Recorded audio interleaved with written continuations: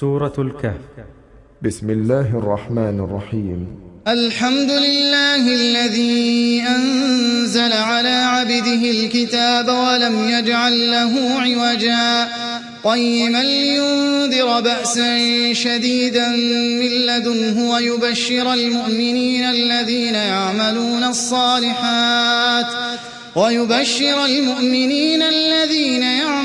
الصالحات أن لهم أجرا حسنا ماكثين فيه أبدا وينذر الذين قالوا اتخذ الله ولدا ما لهم به من علم ولا لآبائهم كبرت كلمة تخرج من أفواههم إن يقولون إلا كذبا فلعلك باخع نفسك على آثارهم إن لم يؤمنوا بهذا الحديث أسفا إنا جعلنا ما على الأرض زينة لها لنبلوهم أيهم أحسن عملا وإنا لجاعلون ما عليها صعيدا جرزا أم حسبت أن أصحاب الكهف والرقيم كانوا من آياتنا عجبا إذ أوى الفتية إلى الكهف فقالوا ربنا آتنا من لدنك رحمة وهيئ لنا من أمرنا رشدا فضربنا على آذانهم في الكهف سنين عددا ثم بعثناهم لنعلم أي الحزبين أحصى لما لبثوا أمدا نحن نقص عليك نبأهم بالحق إنهم فتية آمنوا بربهم وزدناهم هدى وربطنا على قلوبهم إذ قاموا فقالوا ربنا رب السماوات والأرض لن ندعو من دونه إلها لقد قلنا إذا شططا هؤلاء قوم اتخذوا من دونه آلهة لولا يأتون عليهم بسلطان بين فمن أظلم ممن افترى على الله كذبا وإذ اعتزلتموهم وما يعبدون إلا الله فأووا إلى الكهف ينشر لكم ربكم من رحمته ويهيئ لكم من أمركم مرفقا وترى الشمس إذا طلعت تزاور عن كهفهم ذات اليمين وإذا غربت تقرضهم ذات الشمال وهم في فجوة منه ذلك من آيات الله من يهد الله فهو المهتد ومن يضلل فلن تجد له وليا مرشدا وتحسبهم أيقاظا وهم رقود ونقلبهم ذات اليمين وذات الشمال وكلبهم باسط ذراعيه بالوصيد لو اطلعت عليهم لوليت منهم فرارا ولملئت منهم رعبا وكذلك بعثناهم ليتساءلوا بينهم قال قائل منهم كم لبثتم قالوا لبثنا يوما أو بعض يوم قالوا ربكم أعلم بما لبثتم فابعثوا أحدكم بورقكم هذه إلى المدينة فلينظر أيها أزكى طعاما فليأتكم برزق منه وليتلطف ولا يشعرن بكم أحدا إنهم إن يظهروا عليكم يرجموكم أو يعيدوكم في ملتهم ولن تفلحوا إذن أبدا وكذلك أعثرنا عليهم ليعلموا أن وعد الله حق وأن الساعة لا ريب فيها إذ يتنازعون بينهم أمرهم فقالوا ابنوا عليهم بنيانا ربهم أعلم بهم قال الذين غلبوا على أمرهم لنتخذن عليهم مسجدا سيقولون 3 رابعهم كلبهم ويقولون 5 سادسهم كلبهم رجما بالغيب ويقولون 7 وثامنهم كلبهم قل ربي أعلم بعدتهم ما يعلمهم إلا قليل فلا تمار فيهم إلا مراء ظاهرا ولا تستفت فيهم منهم أحدا ولا تقولن لشيء إني فاعل ذلك غدا إلا أن يشاء الله واذكر ربك إذا نسيت وقل عسى أن يهديني ربي لأقرب من هذا رشدا ولبثوا في كهفهم 300 سنين وازدادوا 9 قل الله أعلم بما لبثوا له غيب السماوات والأرض أبصر به وأسمع ما لهم من دونه من ولي ولا يشرك في حكمه أحدا واتل ما أوحي إليك من كتاب ربك لا مبدل لكلماته ولن تجد من دونه ملتحدا واصبر نفسك مع الذين يدعون ربهم بالغداة والعشي يريدون وجهه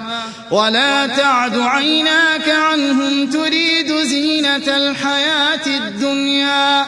ولا تطع من أغفلنا قلبه عن ذكرنا واتبع هواه وكان أمره فرطا وقل الحق من ربكم فمن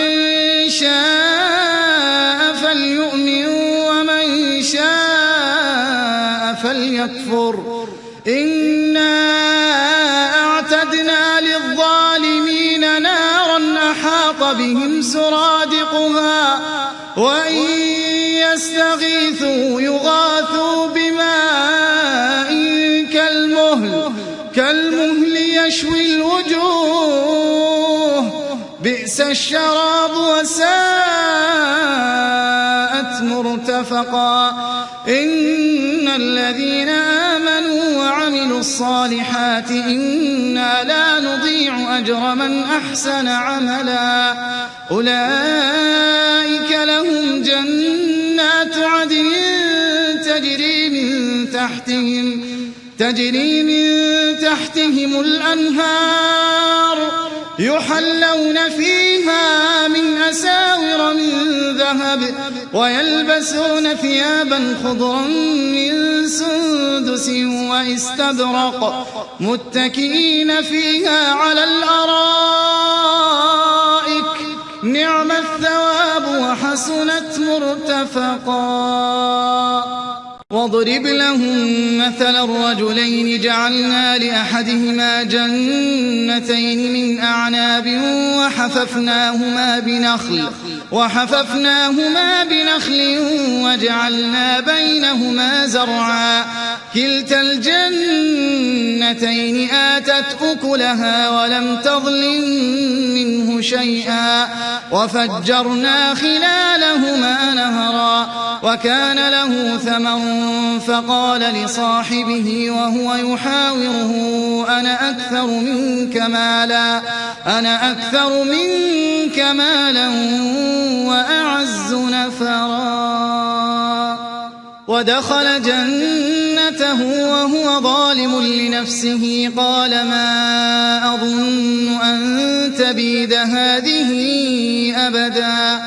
وما أظن الساعة قائمة ولئن رددت إلى ربي لأجدن خيرا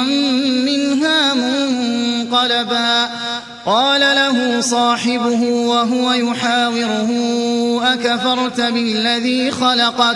أكفرت بالذي خلقك من تراب ثم من نطفة ثم سواك رجلا لكن هو الله ربي ولا أشرك بربي أحدا ولولا إذ دخلت جنتك قلت ما شاء الله لا قوة إلا بالله إن ترني أنا أقل منك مالا وولدا فعسى ربي أن يؤتيني خيرا من جنتك ويرسل عليها حسبانا من السماء فتصبح صعيدا زلقا أو يصبح ماؤها غورا فلن تستطيع له طلبا وأحيط بثمره فأصبح يقلب كفيه على ما أنفق فيها وهي خاوية على عروشها ويقول يا ليتني لم أشرك بربي أحدا ولم تكن له فئة ينصرونه من دون الله وما كان منتصرا هنالك الولاية لله الحق هو خير ثوابا وخير عقبا واضرب لهم مثل الحياة الدنيا كماء أنزلناه من السماء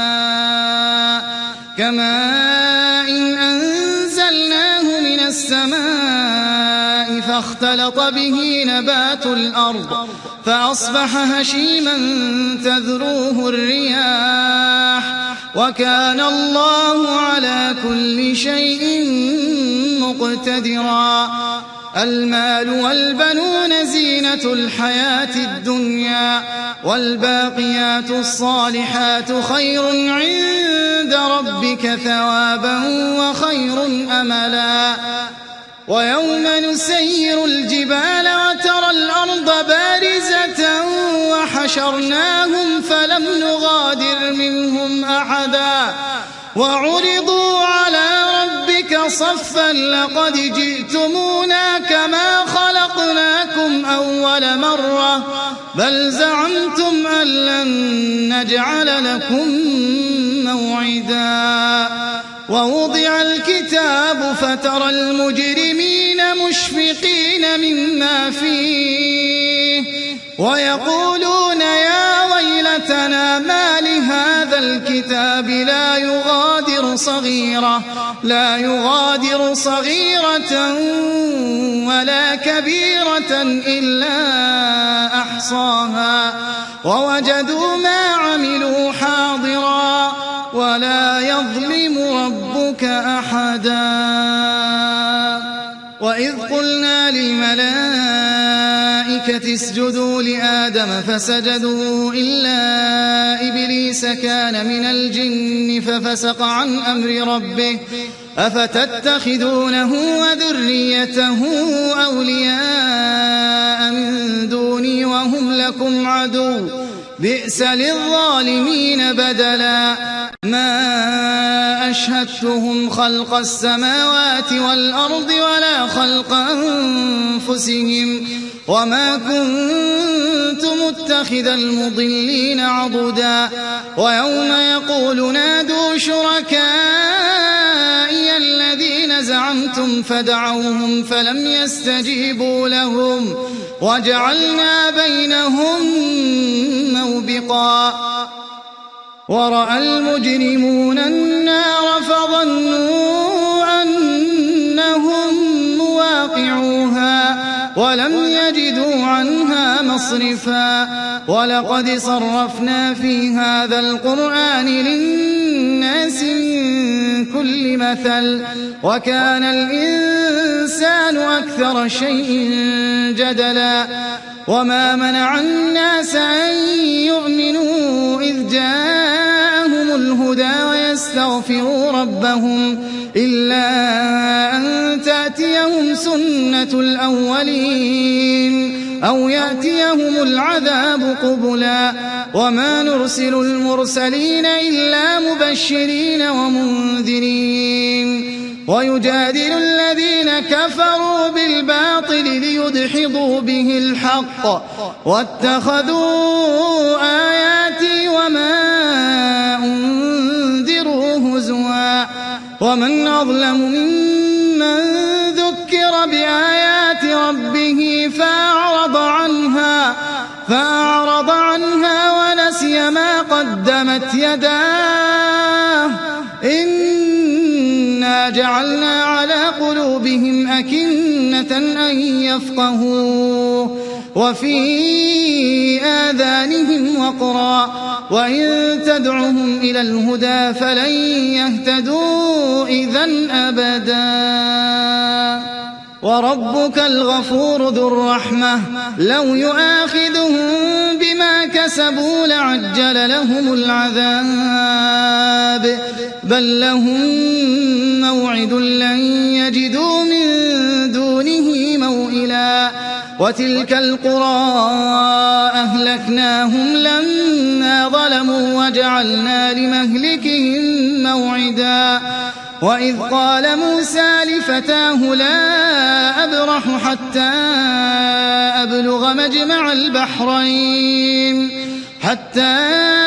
أبلغ مجمع البحرين أو أمضي حقبا فلما بلغا مجمع بينهما نسيا حوتهما فاتخذ سبيله في البحر سربا فلما جاوزا قال لفتاه آتنا غداءنا لقد لقينا من سفرنا هذا نصبا قال أرأيت إذ أوينا إلى الصخرة فإني نسيت الحوت وما أنسانيه إلا الشيطان أن أذكره واتخذ سبيله في البحر عجبا قال ذلك ما كنا نبغي فارتدا على آثارهما قصصا فوجدا عبدا من عبادنا آتيناه رحمة من عندنا وعلمناه من لدنا علما قال له موسى هل أتبعك على أن تعلمني مما علمت رشدا قال إنك لن تستطيع معي صبرا وكيف تصبر على ما لم تحط به خبرا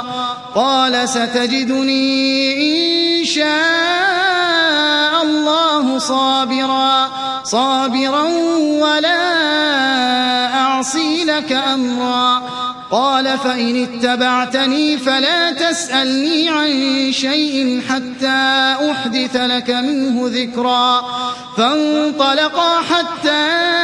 إذا ركبا في السفينة خرقها قال أخرقتها لتغرق أهلها لقد جئت شيئا إمرا قال ألم أقل إنك لن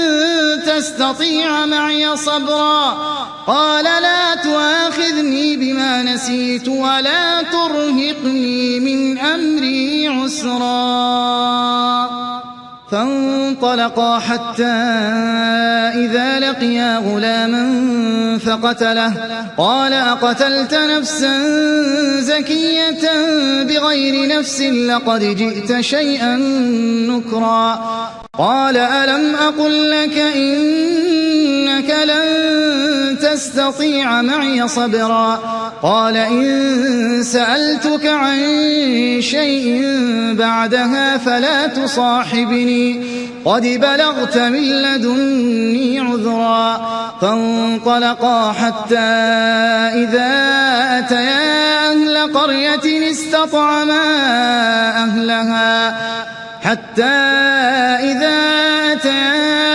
قرية استطعما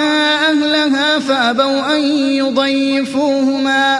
فوجدا فيها جدارا يريد أن ينقض فأقامه قال لو شئت لاتخذت عليه أجرا قال هذا فراق بيني وبينك سأنبئك بتأويل ما لم تستطع عليه صبرا أما السفينة فكانت لمساكين يعملون في البحر فأردت أن أعيبها وكان وراءهم ملك يأخذ كل سفينة غصبا وأما الغلام فكان أبواه مؤمنين فخشينا أن يرهقهما طغيانا وكفرا فأردنا أن يبدلهما ربهما خيرا منه زكاة وأقرب رحما وأما الجدار فكان لغلامين يتيمين في المدينة وكان تحته كنز لهما وكان أبوهما صالحا فأراد ربك أن يبلغا